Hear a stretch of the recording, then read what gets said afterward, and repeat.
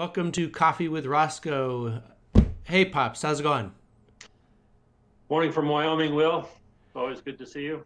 Yeah, and on this show, we are blessed with the presence of Representative Schwartz from District 23. Is that correct? That's correct. Good to see you, Will. It's Yeah, been a while. good to see you. Would you like me to call you Representative Schwartz, or is there something better? That's fine, or you can call me Andy. It's up to you.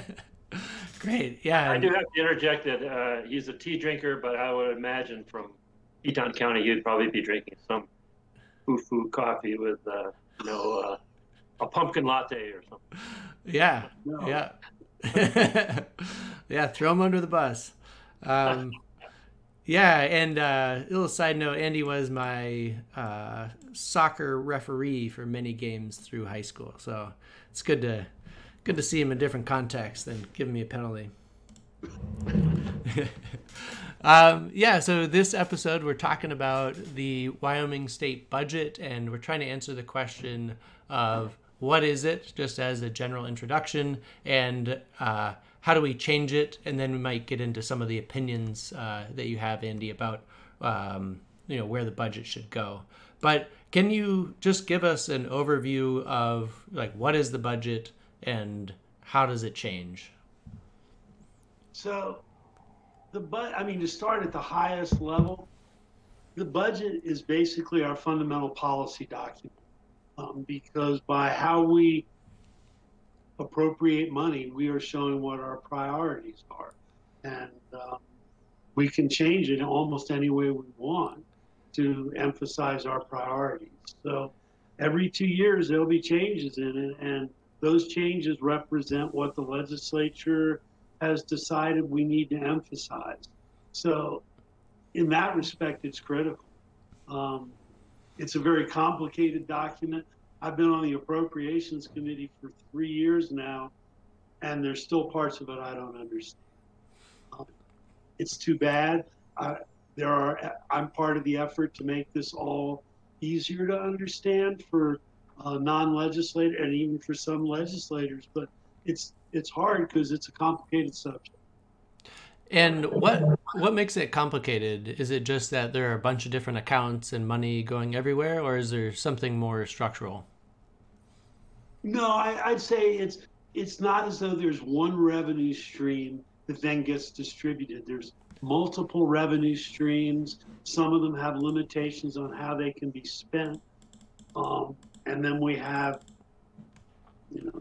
60 government agencies, and we're making efforts to, as an example, to be more efficient, we created ETS, which I can't even remember what it stands for, but we've tried to centralize all of our technology. It's so all technology services in theory run through ETS, and they manage all the software and all the hardware, and all the separate agencies. If they need to buy computers, essentially they go to ETS. ETS makes the purchases, but it has to come out of their budget and get reimbursed to ETS. So by trying to be more efficient, which is a good thing, the budget becomes more complicated, which is maybe not as good a thing. So that would be an example. Right. Being on the Revenue Committee, every time there's a proposal for a new source of revenue, we speak to the Department of Revenue, Dan Noble, director, and he tells us about the expense of just what Andy was talking about, of setting up the software to collect this revenue. Yeah, and I just pulled up something from the legislative data book that shows how one of the revenue streams from severance taxes are then filtered through and end up in different departments. 2/3 of it goes to the budget reserve account, 1/3 goes somewhere to the general fund. So you can see how it gets complicated, and these flow charts are different for every source of revenue. Yeah, and then it ends up in one of 50 different departments' budgets. But just to back up, so the budget, there's every 2 years there's a budget legislative session. How is this different than the regular legislative session? Okay, well, there's a few critical things. First of all, it's half as long.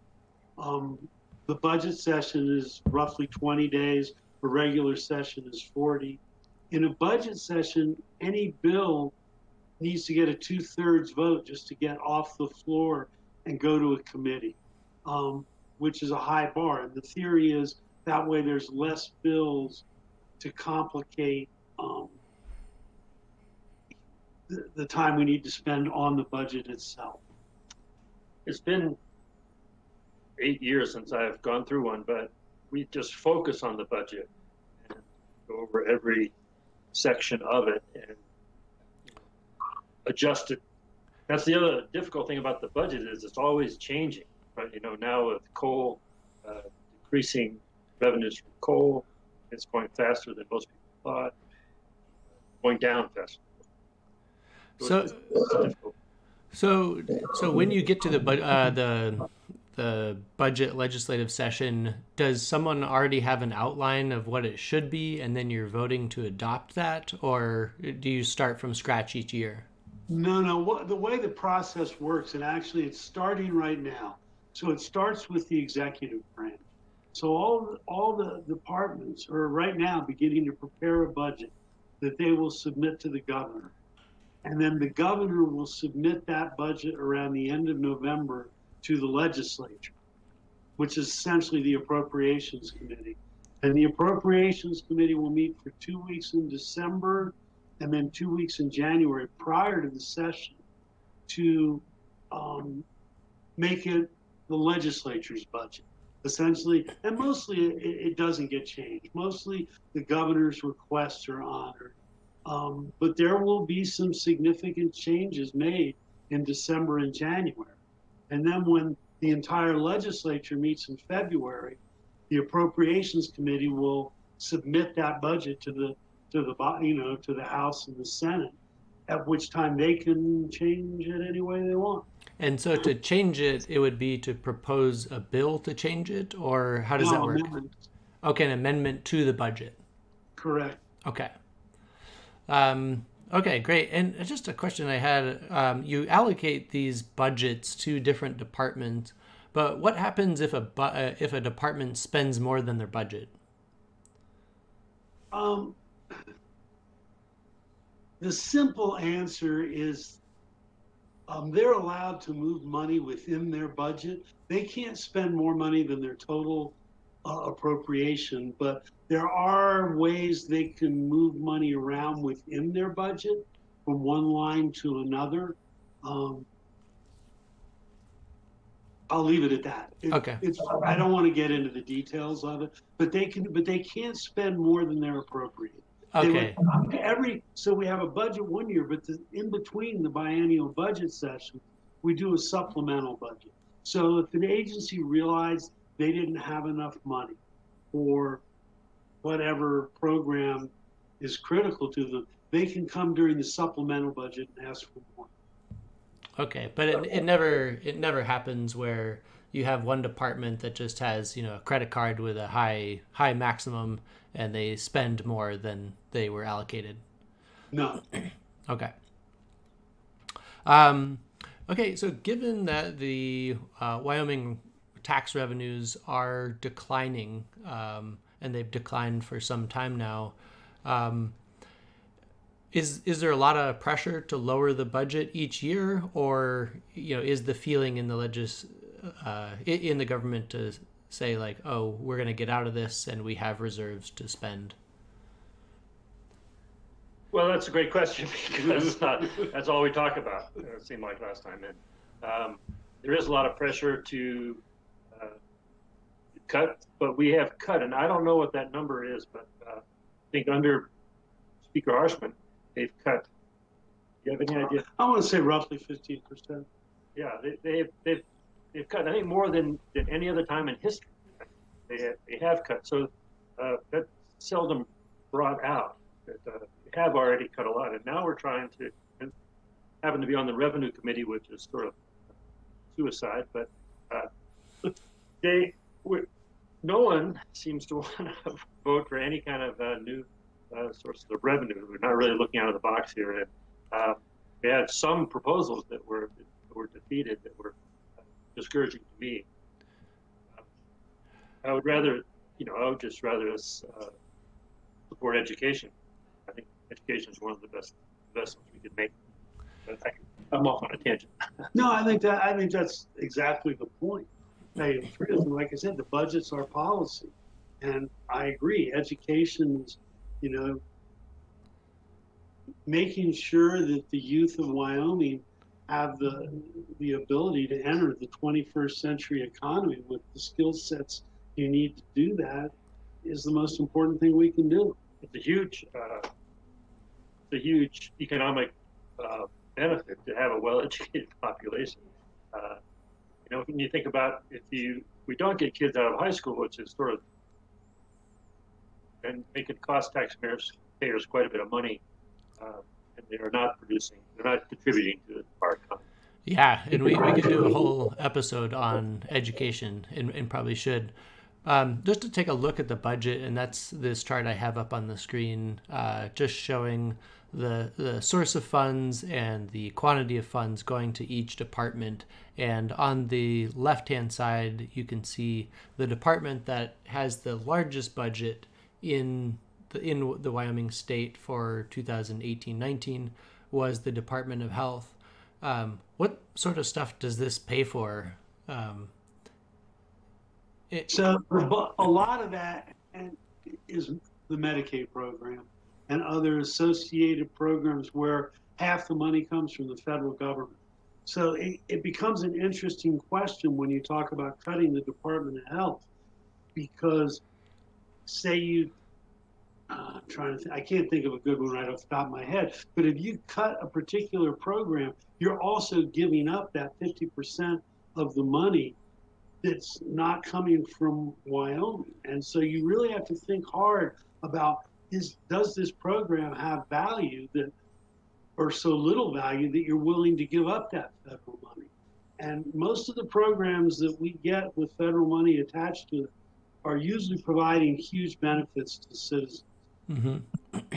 The next one, the next largest item is education, considering that there are several departments that can be grouped under education. You have the University of Wyoming, the School Foundation, Community College Services.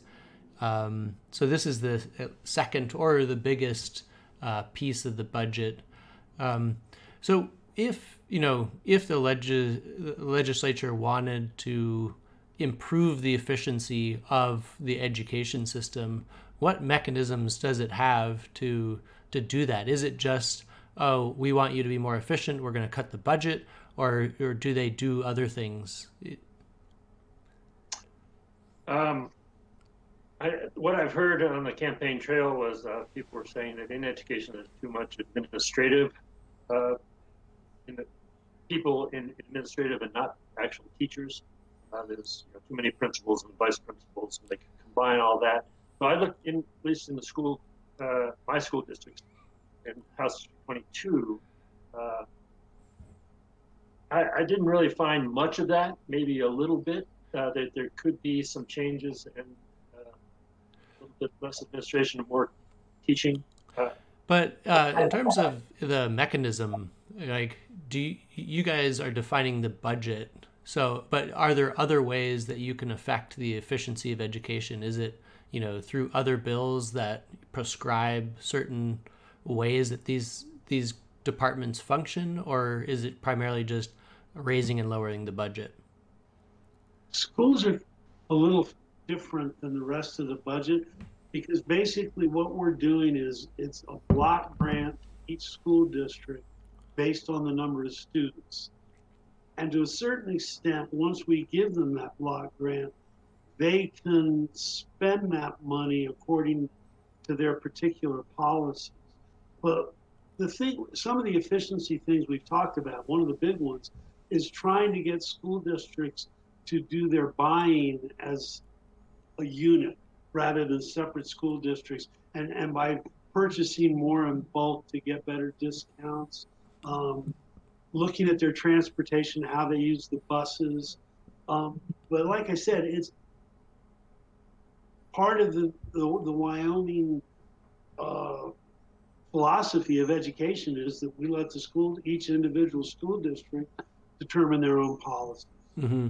And I think that's a good thing. And in our Constitution, we have we promised our citizens the best education we possibly can for the lowest price to them. I think they said free, as far as we could do that. Anyway. So is this budget all encompassing, or are there sources of spending or outlays that happen outside of this budget that are determined separately? Yeah, there's a few agencies that don't get because the budget is essentially general fund money, except for the schools.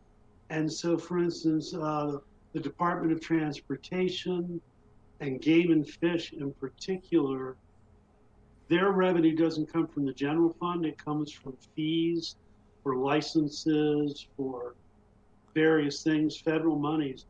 And that's not in our budget. Mm-hmm. They are overseen by the Game and Fish Commission or the Transportation Commission.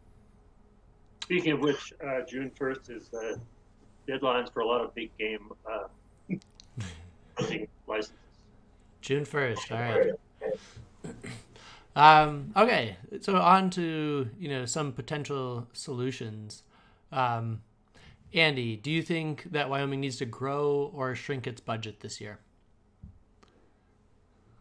I don't know about growing the budget. I mean, the budget is based on the revenue stream, and 4 times a year we get the Craig report, which is the revenue estimating report, and the one we just got shows a slight uptick in revenue from oil and sales tax. So we'll be able to have a little flexibility in how we spend.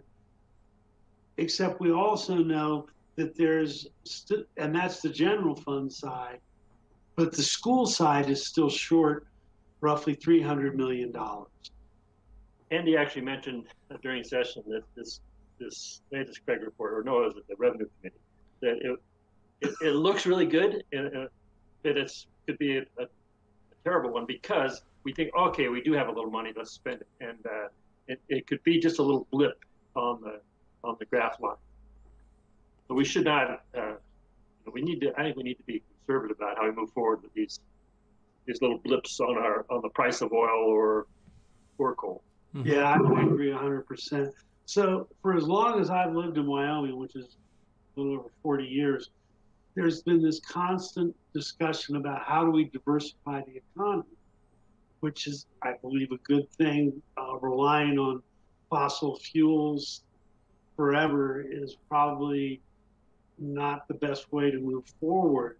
But our tax structure is set up that all of our revenue is designed to come from the energy industry. So even if we diversify the economy, it won't change our revenue stream because we don't have any method to tax businesses. And that was one of the big discussions in the last session. I don't remember the bill number. It was called the Retail Fairness Act. And it passed the House fairly easily, but the Senate killed it because they didn't want to put any kind of corporate tax in place. And I think if we're going to diversify the economy, we have to understand we also have to diversify our revenue stream. That was House Bill 220, and it was a tax that Wyoming really wouldn't have to pay. It was just too long to explain, but it was rather a brilliant tax by Representative Obermueller, and I thought it was one of the best bills of the session. You heard it here. Jim Roscoe says taxes are brilliant. Yeah. Can you edit that out? Yeah, just a couple more questions. Andy, where do you see opportunities to improve the efficiency of state operations? Assuming we have flat revenues, we're sort of running the state as a business. Where can the state get better? I mean, I think there's 2 ways to look at it, and perhaps 3. One is to make sure that we're collecting all the revenues that we should be getting. And in the last budget, we actually added full-time employees in both the Department of Audit and the Department of Revenue to give them that capability to make sure that we're not leaving revenues on the table. The second one is how we do our contracts and buying, and make sure that, for instance, ETS, we're buying our computers in bulk to get the best discounts. We're buying our software in bulk to get the best discounts and the best deals on maintenance. And that's not that can be done fairly easily. We've actually have hired a consultant to help us become more efficient. I am actually a skeptic of this particular effort. I think we were already doing a lot of this. I think we're capable of doing it without paying a consultant $10 million, but hopefully this consultant will save us more money than we're paying.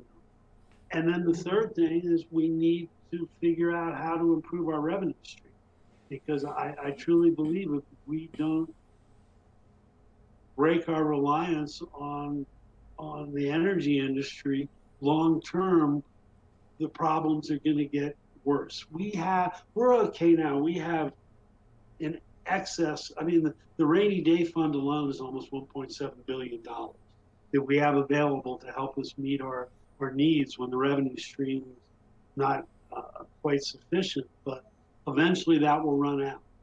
Yeah, that's only a quarter of the annual budget. I beg your pardon? The rainy day fund is only a quarter of the annual budget, right? Something like that. The annual Wyoming budget is $4 billion. Yeah, I mean, it's hard. Yeah, I'll leave that for now. I mean, if you break it down by revenue streams, it might be more when you're just comparing it to the general fund, but that's okay. Yeah. We also are I think our savings accounts are generating $530 million a year. I would much rather see us save those, remain fiscally solvent, instead of dipping into our savings. And having an endowment, which very few states do. I would rather figure out how to continue on without spending. I was hoping, I had high hopes, as we talked about in the first coffee. I had high hopes for lithium, but it didn't really pan out. But it looks a good study. And in reference to the Permanent Mineral Trust Fund and the Common School Trust Fund, we're looking at improving our investment policies. We had a constitutional amendment a few years ago that expands our ability to put more money in equities. And so I'm cautiously optimistic that revenue stream will improve. And that's a valuable one because it's not related to commodities. Can you guys invest in Bitcoin? I beg you, once you broke off. Oh, can you invest in Bitcoin? Oh, I don't know. Pretty radical. I think I doubt we would pass that one. Great. Well, those are all the questions I have about the budget, and it does make more sense. So, Andy, thank you for coming on, and we will catch up with you as the budget session approaches. But thank you. It's been a pleasure. Thank you, Will. All right. Good to see you, Pops. Yes. Take care of my grandson. Will do. I'll see you shortly.